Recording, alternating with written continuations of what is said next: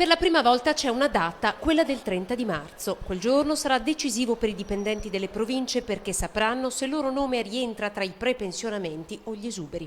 Servizi che prima erano gratuiti ora rischiano di diventare un costo per gli utenti. Questa è la denuncia dei segretari della funzione pubblica della CISL. L'Agenzia delle Entrate da tutti viene percepito come il fisco, quindi qualcosa da temere. No, non è così. Sono anche servizi a poveri pensionati.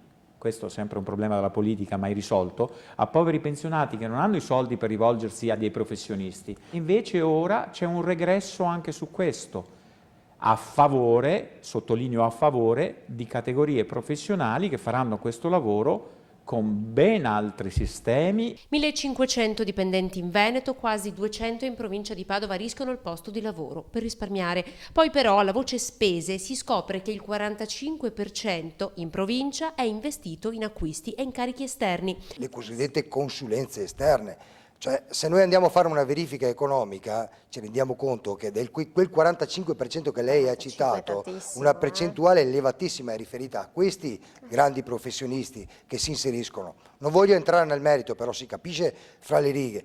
Perché non diamo a valorizzare invece chi? Il personale che è all'interno della pubblica amministrazione, che ha competenze pluriennali. I funzionari della funzione pubblica del Veneto domani saranno in campo San Maurizio per incontrare il prefetto.